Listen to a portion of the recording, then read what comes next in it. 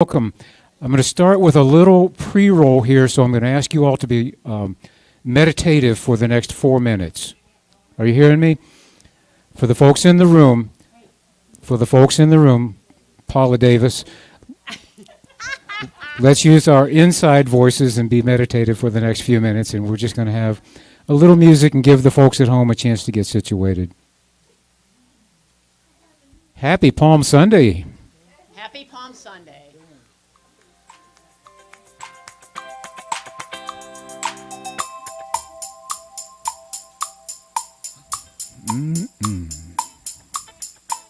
Palm Sunday, it's a special day.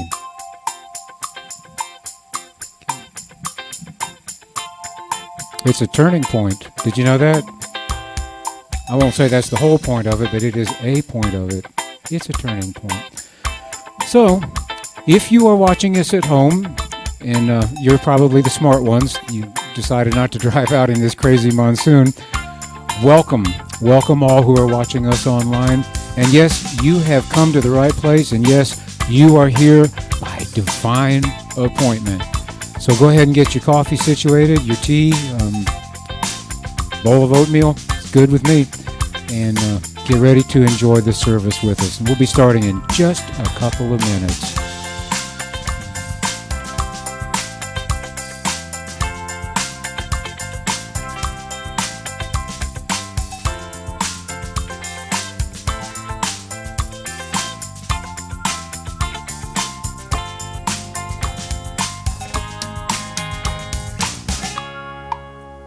The words of this song say, I have walked through the fire.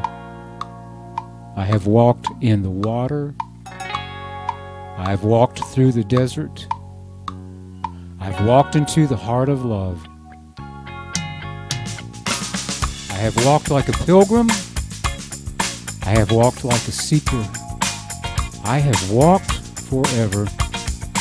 I have walked into the heart of love. Do you like that idea? Do you like that line? I have walked into the heart of love. Go ahead and say it with me. I have walked into the heart of love. I didn't really feel that. I have walked into the heart of love. Okay. Folks at home, did you hear that? Okay. Folks at home, from your couches, I have walked into the heart of love. All right.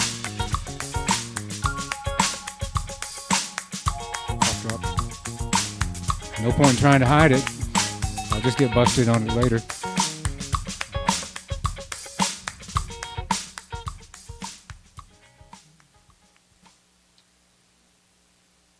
Well, good morning. Good morning. Good morning. Okay. You can use your outdoor voices now. Good morning and welcome to Unity Church of the Mountains where the light always shines. Joanne and I have a couple of songs for you.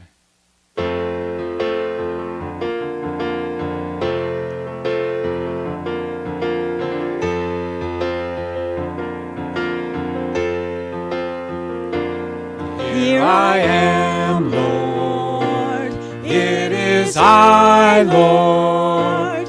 I have heard you calling in the night. I will go, Lord, where you lead me. I will hold your people in my heart. Here I am, Lord, it is I, Lord. I have heard you calling in the night. I will go, Lord, where you lead me.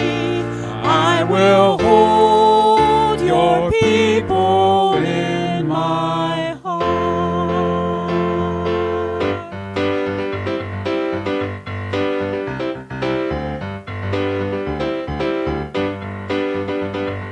Flow, river flow, take me where I need to go. Flow, river flow, lead me now, I'm ready to go. Flow, river flow, take me where I need to go. Flow, river, flow, lead me now. I'm ready to go. Through the canyons, over the mountains, in the meadows where the wildflowers grow. To the people that receive me, and the ones that touch my soul. Ones that touch my soul. Flow, river, flow, take me where I need to go. Flow, river, flow, lead me now. I'm ready to go. There is nothing accidental, nothing more that I need to know. Now I'm moving in synchronicity, and everything is in the flow. Everything is in the flow. River, flow, take me where I need to go. Flow, river, flow, lead me now. I'm ready to go.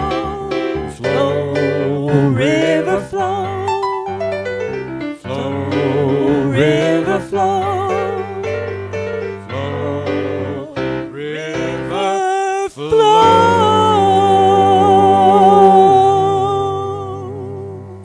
All right, good morning.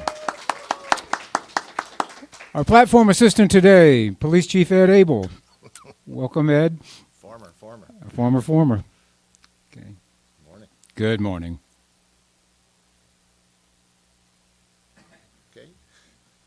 Blessed Palm Sunday to everyone. It may be raining outside, be a little cloudy, but in our hearts and in a house built on love, the sun and the light are always shining. I stole that from somebody. Things aren't always the way they appear, and Jesus knew this and he understood it. Jesus rode into Jerusalem on a donkey, and they waved palms and laid palms down in front of him. The crowd shouted, "Hosanna in the highest." But this wasn't what it appeared, neither to the people nor to Jesus, because the people were expecting the king. Kings don't ride in on donkeys, and yet Jesus rode in, humbled, on a donkey. Jesus knew he was there to fulfill a plan. Several years, about 2 or 3 years ago, I gave a talk called Four Truths and a Lie. And I opened that talk with the line of, "Father, forgive them, for they know not what they do." And I have to ask myself, how many of us could be humiliated, crucified, tortured, and look up to our Heavenly Father and say, "Father, forgive them"? Heck, for most of us, it's hard to forgive the guy who cuts us off going into Ingles parking lot. And again, it wasn't what it appeared. Jesus understood that he was fulfilling a plan. And plans don't always work out the way we think they should. After all, that standard line of, you want to hear God laugh, tell him your plan. And there's some truth to that. I'd like each of us today to close our eyes, bow our head in silence, and hold the vision of Jesus being led into Jerusalem on a donkey, with cheers and honor, yet knowing that this was the beginning of a journey, of a plan, that it would ultimately lead to everlasting life. Close your eyes, bow your head, and let us pray. Dear Lord, you so loved the world that you gave us your only begotten Son. Scripture tells us Jesus did not come to condemn the world, but to save the world and lead us all to the glory of everlasting life and peace, that through him all things are possible. We pray, God, that your voice will speak to our hearts today and prepare us for this holy week. That like Jesus, we too will see your Spirit at work in our hearts and the hearts of those that we will come into contact with. We ask that your light, love, and life flow through each of us as we honor you, sweet Spirit, and the Christ in each person. Amen. I'm going to start with our opening affirmation, and I will state the line. We don't have our computer working this morning, and if you would please repeat after me. There is only one presence There is only one presence and one power and one power in the universe and in my life. in the universe and in my life. God, the good, God the good, omnipotent. omnipotent. I want to welcome everybody this morning. It's kind of neat to see so many people, and it's beautiful. And we're so glad that people are coming back now into church. And Mike will have more to talk on that later. And I think Gail's got some messages that are going to be coming up. But we're moving forward. We're not looking back. We're not looking behind us. Like Jesus did, we move forward. We don't live in the past. We live in the future and in the now. I'd like to welcome all of our guests that are watching us right now on Facebook and live streaming, as well as the people that are here this morning. Thank you so much. And I believe we're ready for another song. We are indeed. I've got Peace like a river, I've got peace like a river. I've got peace like a river in my soul. I've got peace like a river, I've got peace like a river. I've got peace like a river in my soul. I've got love like a mountain, I've got love like a mountain. I've got love like a mountain in my soul. I've got love like a mountain, I've got love like a mountain. I've got love like a mountain in my soul. Okay, I got to stop here because for this part, we really have to have the choreography. Don't you agree? I mean, peace like a river, that's okay. Love like a mountain, that's okay. But I've got joy like a fountain. Come on, y'all. Come on, y'all. All right, people at home, come on. Sky can do this. Here we go.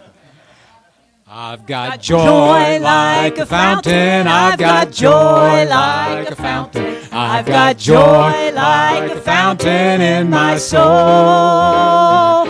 I've got joy like a fountain. I've got joy like a fountain. I've got joy like a fountain in my soul. Now, all three in one verse. I've got peace like a river. I've got love like a mountain. I've got joy like a fountain in my soul.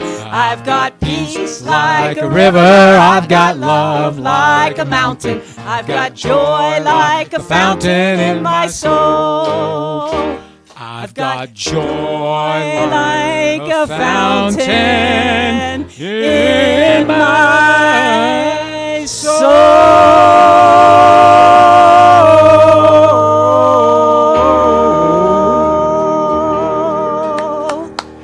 We're going to bring up Gail now because I know she's got some great things for us. And Gail, take it away. Take it away. Hi, everybody. It's good to see your smiling faces. Happy to have you here. And today we have some announcements. Coming up this Friday is the Good Friday Project.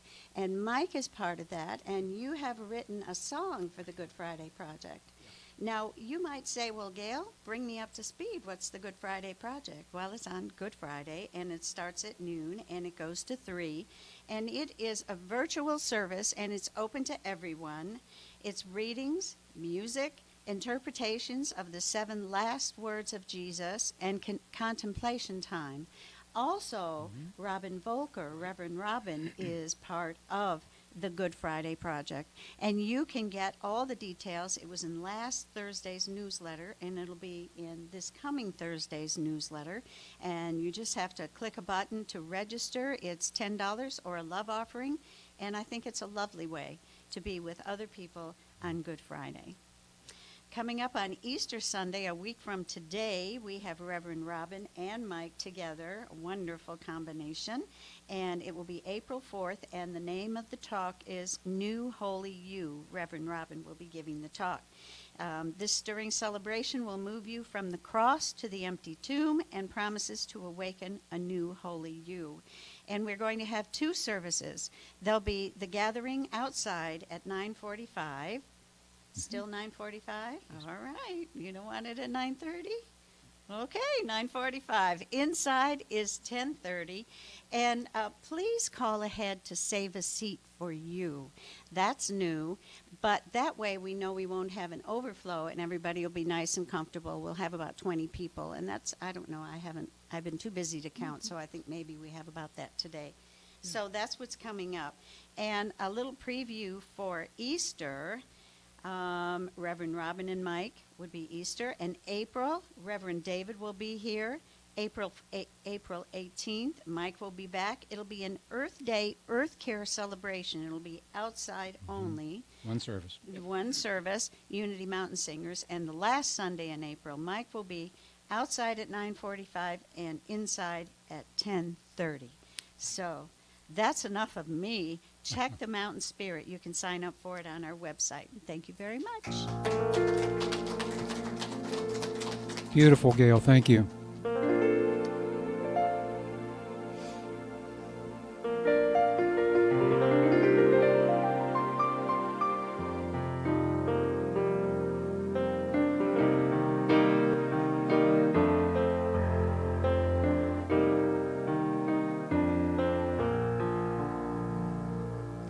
Surely the presence of the Lord is in this place. I can feel God's mighty power and God's grace. There's a holy hush around us. I see glory on each face. Surely the presence of the Lord is in this place.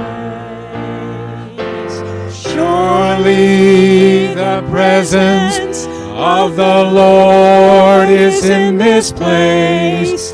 I can feel God's mighty power and God's grace. There's a holy hush around us. I see glory on each face. Surely the presence of the Lord is in this place. Surely the presence of the Lord is in this place. Beautiful. Thank you, Joanne. Thank you, Mike. Thank you. Awesome. Well, good morning. It may be raining outside, but it's raining love inside. Yes? Yeah. Oh, my. Well, before we say our prayer for the prayer box, we'll take a moment and let you all bring to mind anyone or anything that you wish to pray for, and also those at home. What do you wish to pray for this morning? Let's bow our heads.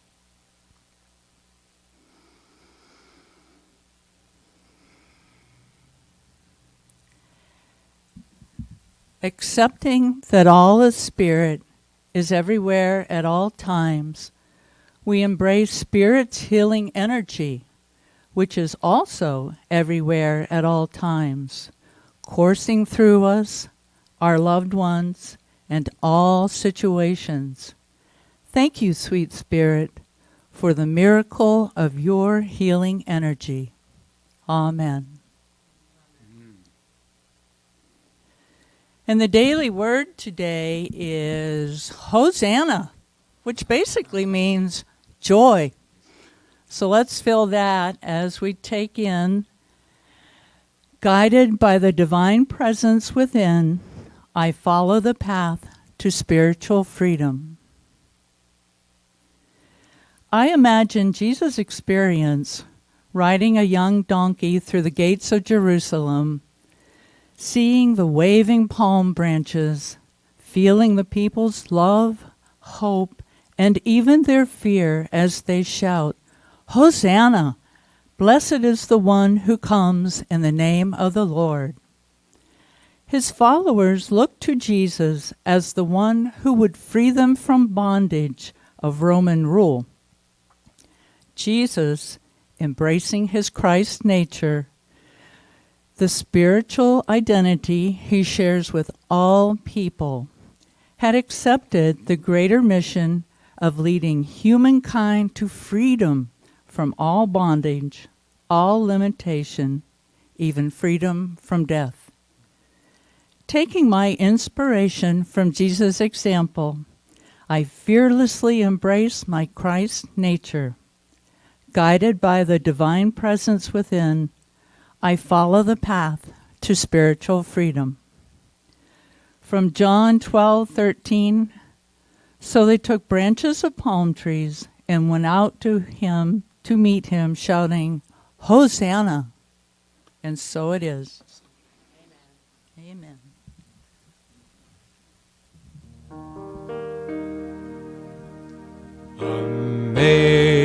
Amazing grace, how sweet the sound that saved a soul like me.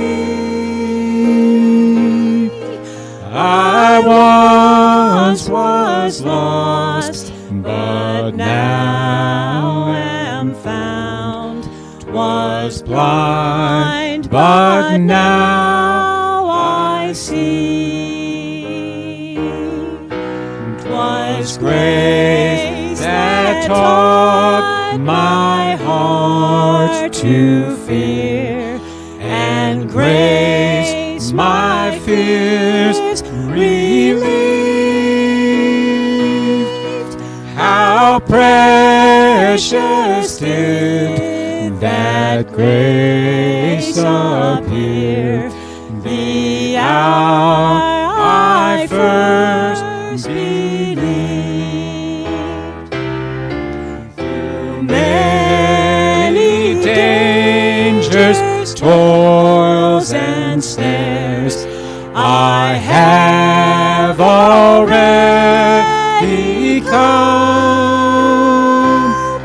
'Tis grace that brought me safe thus far, and grace will lead me home.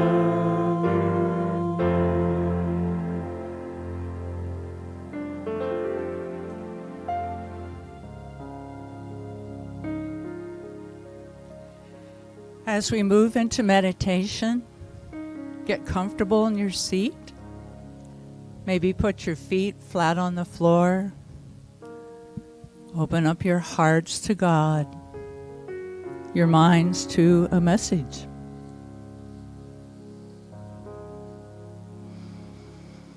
Breathe in,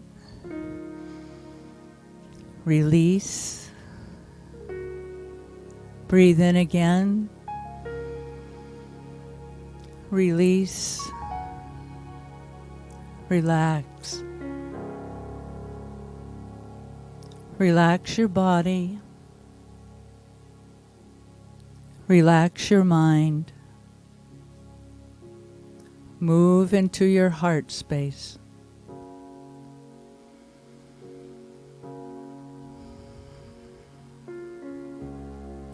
Slow your breathing down. Feel the energy of your breath coursing through your body, bringing life and energy to every little peptide in every corner of everything.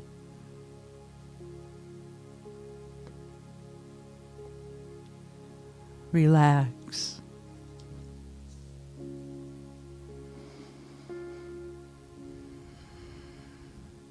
Release the tension in your shoulders.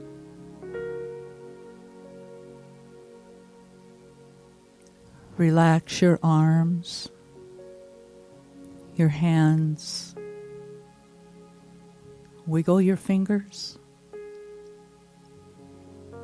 Relax. Feel at ease.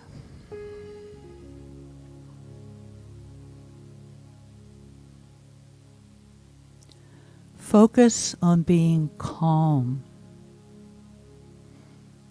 peaceful, serene.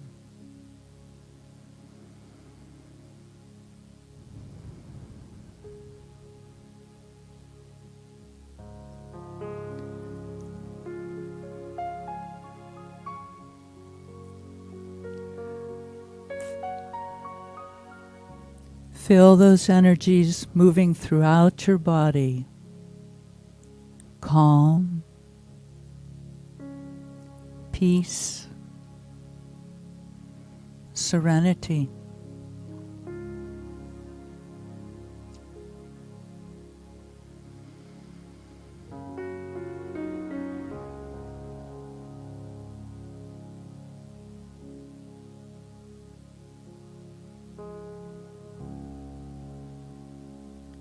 Relax any tightness in your neck. Relax your jaw, your forehead. Clear your mind.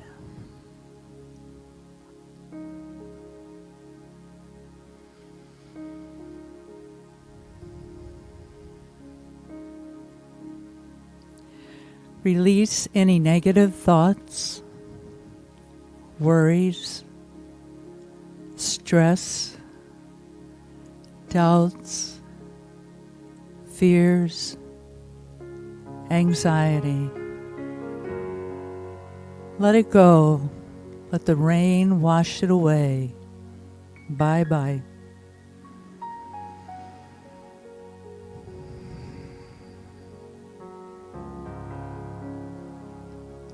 Think peace.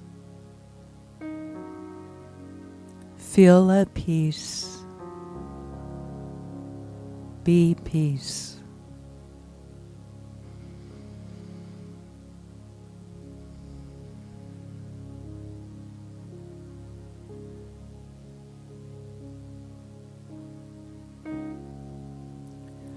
Relax your legs, your feet. Wiggle your toes. Feel all the tension ebb away. Let it go.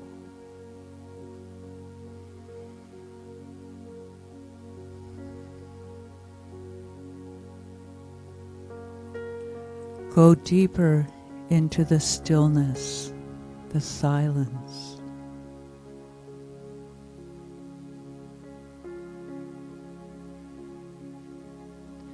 Your entire body and mind are at ease, calm.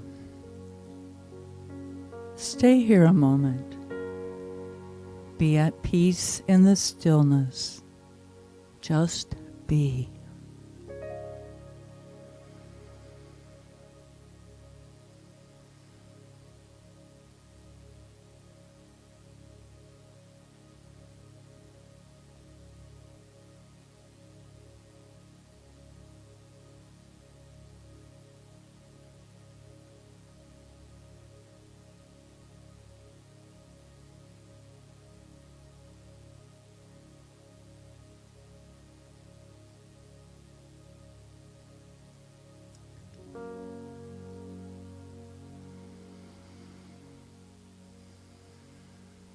Breathe deeply.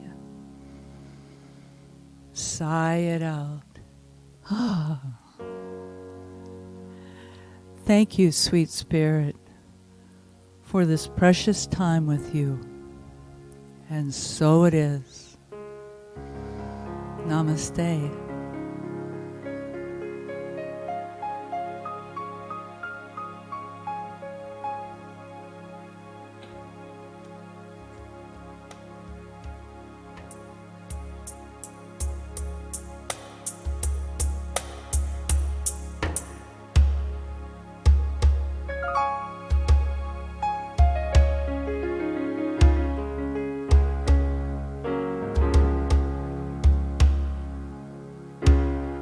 My soul,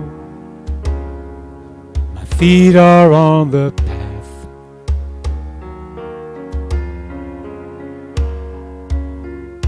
And Oh, my heart is ready to go home.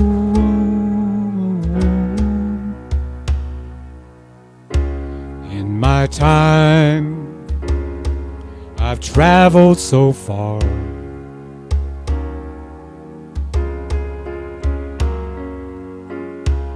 And my heart is ready to go home.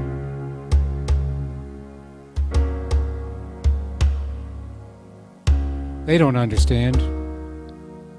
They think I want to be a king.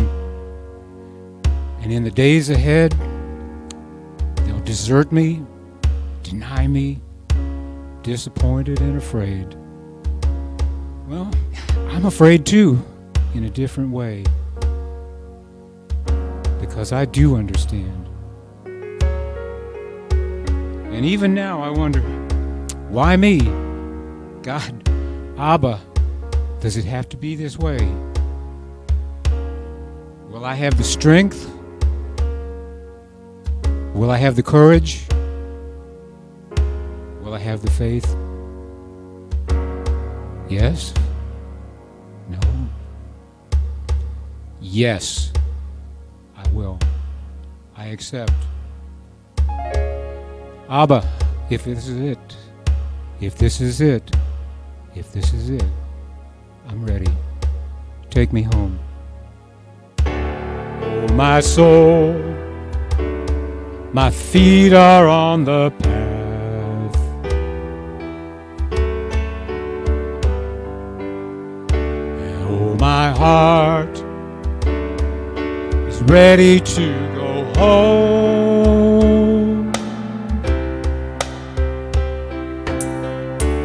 In my time, I've traveled so far.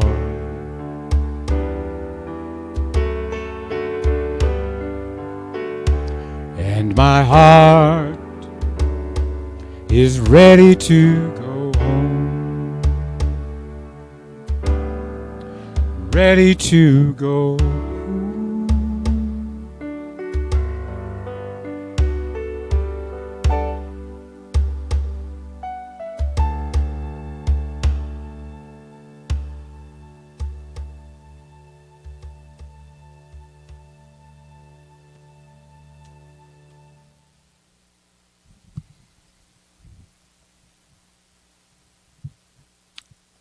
Oh, my soul, my feet are on the path, and my heart is ready to go home. Don't you like the way that feels? Does that resonate with you? Say this with me. Oh, my soul, Oh, my soul, my feet are on the path, my feet are on the path, and my heart is ready to go home. and my heart is ready to go home. All right. Welcome to our Palm Sunday celebration. Palm Sunday is a deep and profound experience. It's a game changer. It's a life changer. You see, our lives are a path.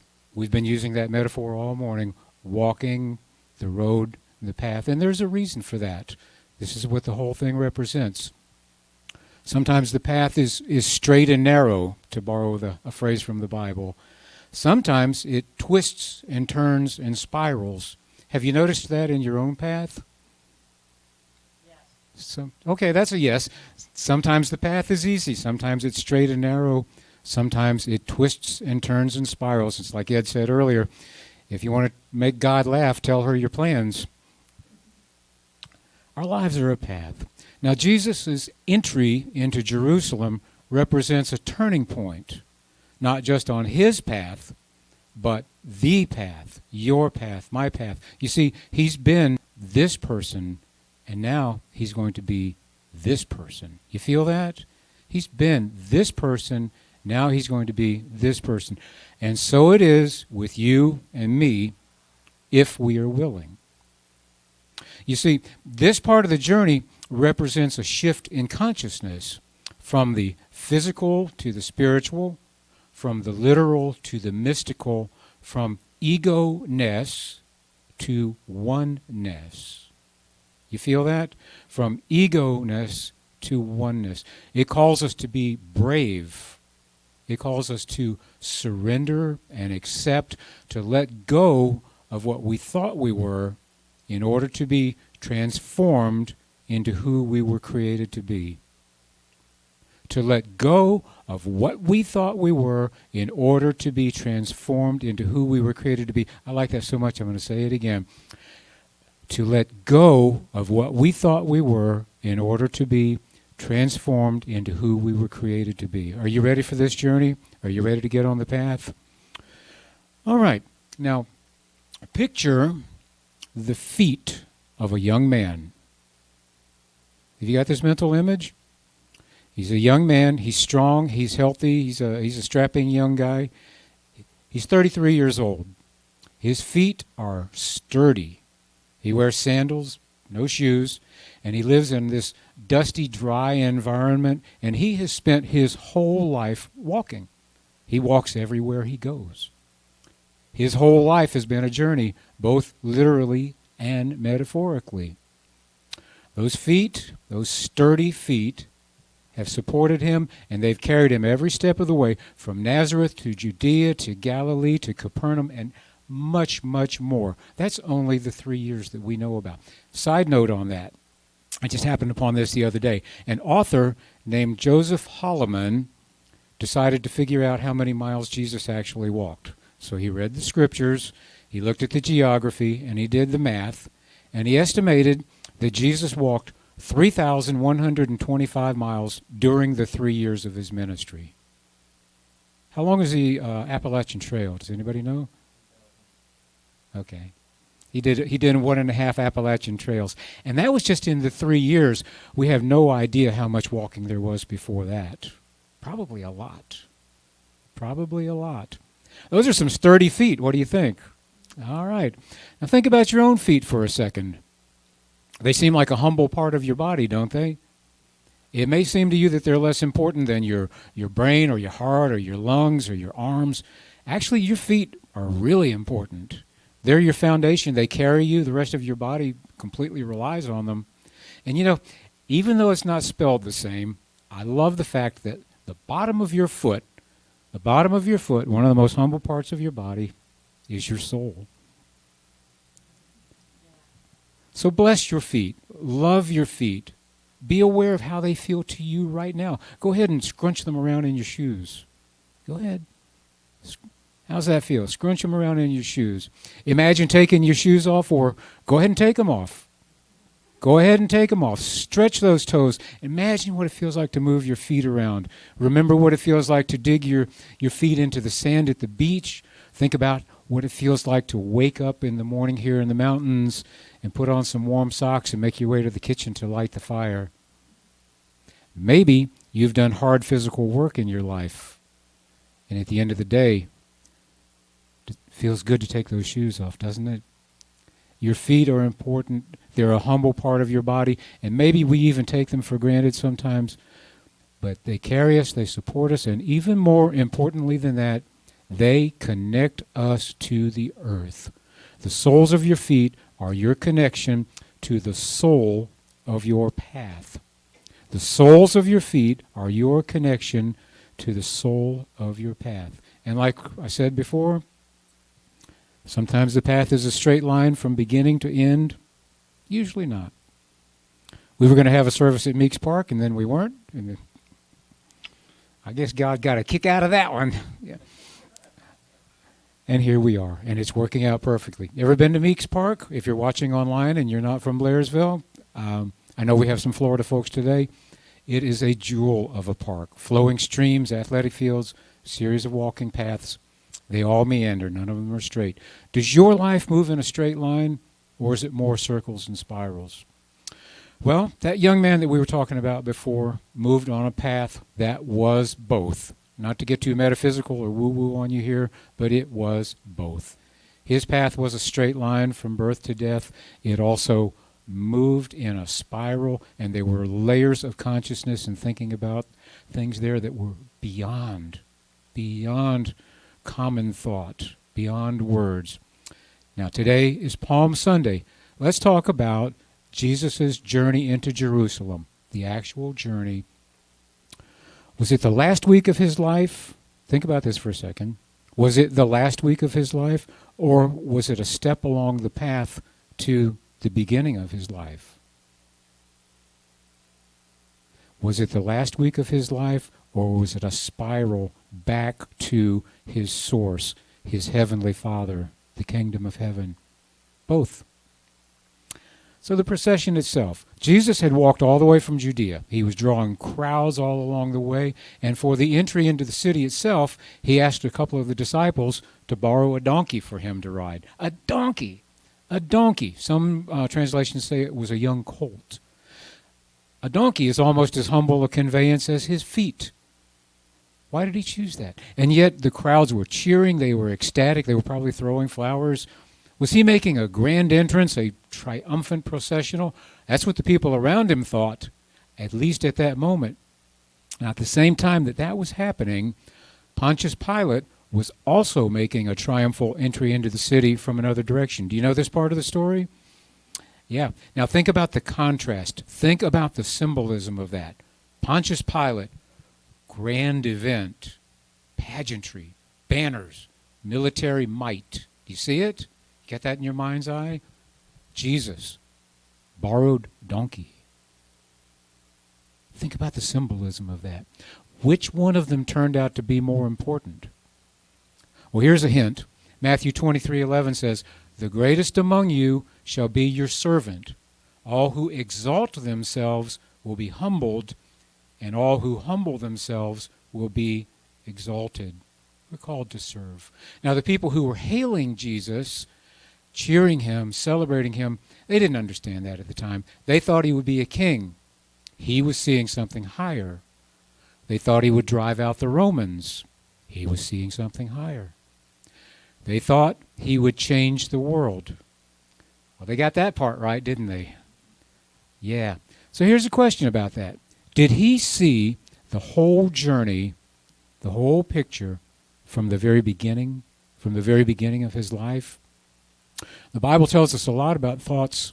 The Bible tells us a lot about Jesus' thoughts and fears during the week that would follow the entry into Jerusalem. You've all heard the story. There's the whole week. But right this minute, I'm wondering, and maybe you have thought about this before too, about his thoughts during the processional itself. As far as I know, we don't have a record of that. How long do you think the entry into Jerusalem actually took? 30 minutes? An hour? Half a day? I don't know. What was he thinking about? What was he meditating on? What was he dreaming about as he rode into town on that borrowed donkey? I'm kind of fascinated by this. Let's take a minute to play with the idea that in that hour or so, he was reflecting on his entire journey and indeed on ours. What went through his mind? Well, he might have reflected on that starry, starry night when he was born. The world was bright with possibility. Do you remember this? He might have remembered playing as a child like any other kid. He might have remembered and reflected on being 12 years old and sitting with the elders at the temple and discussing ideas, or working as a carpenter with Joseph. He might have been thinking and reminiscing even about embarking on his walking ministry those 3 years. Those 3 years were so rich and so filled with experiences. He was pulling people to him. He was teaching. He was healing, facing temptation, overcoming temptation, and praying and praying and praying, always connected, always showing us the way. Stay with me here. Maybe he even wondered, with a touch of wistfulness, if he could somehow have had a normal life instead. Can you feel the emotion? Can you feel the hurt on his behalf? Can you feel him thinking, it could have been so much easier. I could have had a family. I could have taken over the carpenter shop. Maybe. It's very likely that he was thinking about the future, the long-term future, and just the week ahead. For example, did he anticipate that Peter would deny him? I doubt if it was a surprise when that happened. Did he anticipate that Judas would betray him? Also probably not a surprise. Did he anticipate that the authorities would condemn him? Probably. Almost certainly. As he rode along on that donkey with all those crowds around him, did he dream that he would experience such doubt and fear in just a couple of days during that night when he prayed by himself in the Garden of Gethsemane? That was an experience that Jesus had that moves me to my very core. I can just see it. I can just feel it. Picture the scene. He's alone. He's troubled. And he goes to the garden to pray. And if the entry into Jerusalem and the events of the week represent a turning point, this much time, that night in the garden is the very center of the turning. It's the hinge. It's the fulcrum. It's decision time. And there he is. He's praying. And you can almost imagine that there was something like the 5 stages of grief. Do you all know about this? The 5 stages of grief basically say that when we're in grief, we experience denial, anger, bargaining, depression, and finally acceptance. So I'm not sure about all the stages, but there was an element of bargaining and acceptance. He certainly said, God, do I have to do this? Isn't there some other way? But he prayed, and he listened, and he surrendered, and he accepted, and he recommitted himself to his path. He decided to see it through. Can you feel his angst? Can you feel what he went through there? Can you feel his emotions coursing through him? And then, Matthew 26, and he walked a little farther, and he fell on his face, and he prayed, saying, "O my Father, if it be possible, let this cup pass from me. Nevertheless, not as I will, but as thou wilt."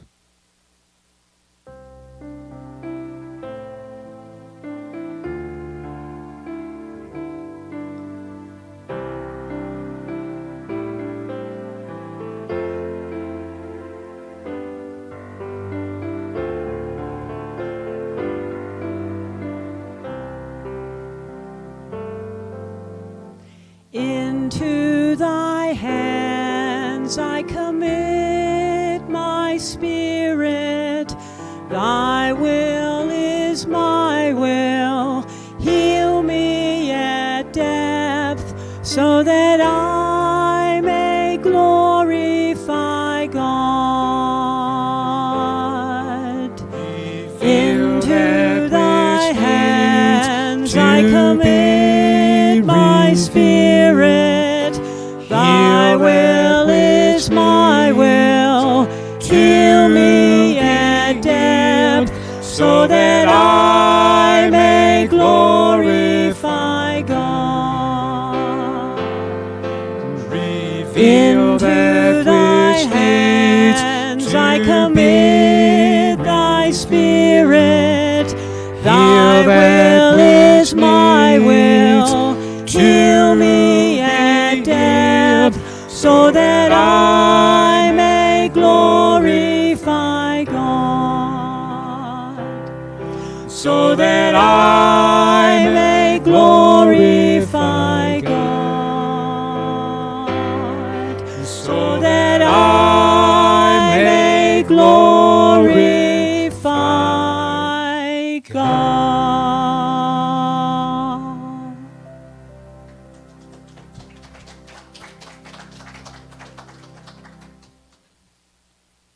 Thank you. Thank you. I think he knew that he would experience torture and a horrible death. I think he knew that the stone would roll away and the tomb would open and that he would experience a glorious resurrection. Did he anticipate what would happen after that? Did he know that he would return to his source? Oh yeah, he knew. He knew it all. And you know, he was only 33 years old. He was only 33 years old. He was younger than our sons.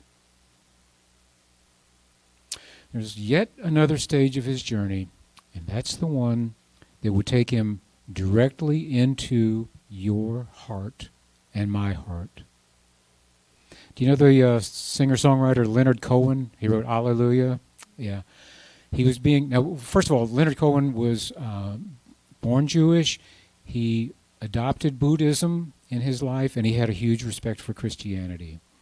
And he was quite the poet. And in an interview I saw one time, someone asked him what he thought about Christ. And he said, I'm paraphrasing because I don't remember it exactly.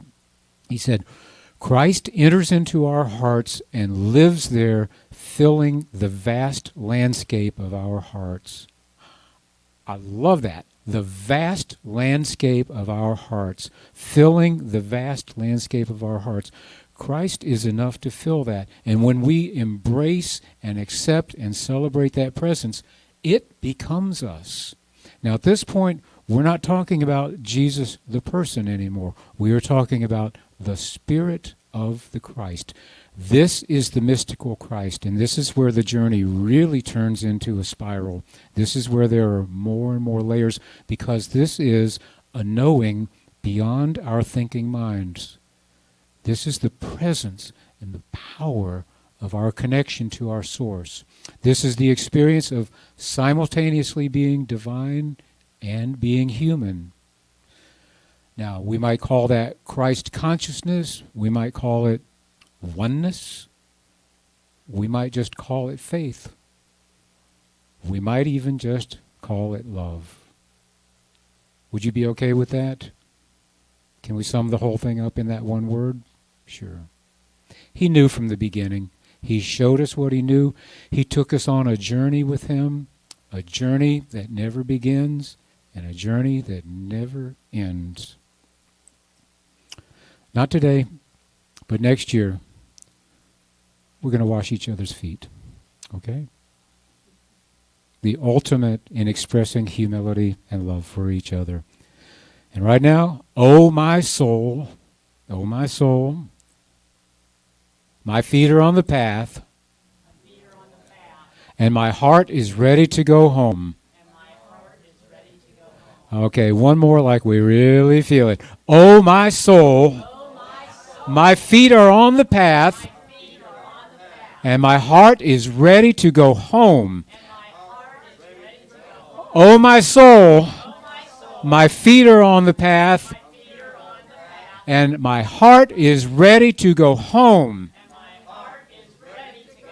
Hosanna and hallelujah.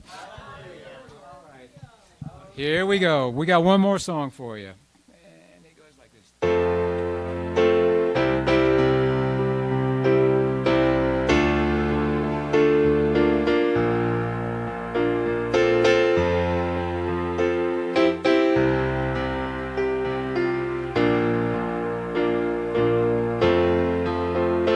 We let the love wash over us. We let it be. We let the love wash over us. We let it be. Let's stand up now. Come on. We let the love wash over us. We let it be. And extend your arms to everybody else in the room. The love is washing over you like rain coming down on a beautiful spring day, like love filling the room, like love filling your heart and overflowing, heaped up, pressed down, shaken together, and running over. 2, 3. We let the love wash over us. We let it be. Come on, hold your arms up one more time. We let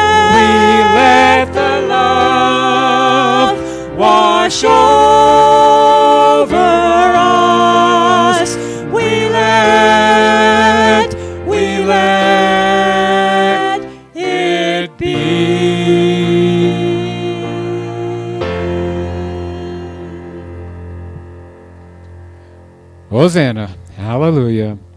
And have a seat. Well, you don't want to sit down, do you? That's good. All right. This is the time in our service when we gratefully receive our tithes and offerings and gifts. And, hey, there's a basket in the foyer. We haven't been using that for a year. Go ahead and hit that thing on your way out, okay? And know this. Love flows like water. Love flows in all kinds of different forms. And money is one of them. It's a kind of energy. It's a kind of exchange. And in our humility, as we wash each other's feet, as we serve each other, and as we accept the grace of God, we can share in that form too, in that financial form as well. Also know that you can go to our website, unitychurchofthemountains.org, and go to that donate button. And I don't remember the P.O. box address, so for those of you who are watching at home, it's on the screen. For those of you who are in the room, there's the bucket. Okay. All right, pretty soon we're going to have our crack team of ushers. They're going to go to the usher convention and really get their moves together, and we will be filling this place up with people and filling our hearts up with love. How about that? All right, let's join together in saying our offering affirmation. I'll say a line and ask you to say it after me. Divine love flowing through me. Divine love flowing through me. Blesses and multiplies all that I have. Blesses and multiplies all that I have. All that I give. All that I give. All that I receive. All that I receive. And all that I am. And all that I am.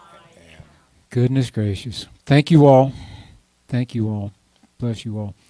Brother Ed, pray us out of here, will you? Please join me for our healing prayer. Again, I'll say a line and then you repeat. May my mind know that it cannot be limited. May my mind know that it cannot be limited. May my heart know it cannot be separate. May my heart know it cannot be separate. May I know only wholeness of being. May I know only wholeness of being. And claim nothing less than the fullness of life. And claim nothing less than the fullness of life. Let us close our eyes for a closing prayer. Dear sweet Spirit, God, this is a week that we enter into, Holy Week. Let us leave here today sharing our love, our oneness, our goodness, our blessings. Let us look at each other and see the Christ within each person. Let us look for opportunities to love, serve, and help. Amen. Amen. Sure is a turning point of a day, isn't it? All right. Just like that, Fulcrum. Let's all stand. A lot of you still have your shoes on, but you can still feel the energy of the earth radiating up through your feet, through the soles of your feet. Isn't that awesome? All right. And that energy is radiating up through your body, out through your arms, out through your hands, and unto the entire world. We are a center of the Christ love, radiating good unto the world.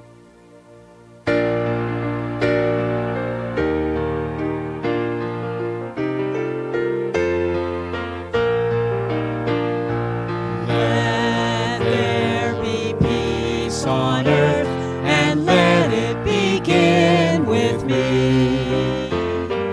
Let there be peace on earth, the peace that was meant to be, with God as Creator, family all are we. Let us walk with each other in perfect harmony. Let peace begin with me. Let this be the moment now. With every step I take, let this be my joyous vow, to take each moment and live each each moment in peace eternally. Let there be peace on earth, and let it begin with me. The light of God surrounds us. The love of God enfolds us. The power of God protects us. The presence of God watches over us. Wherever we are, God is, and all is well. Blessings to all on the path.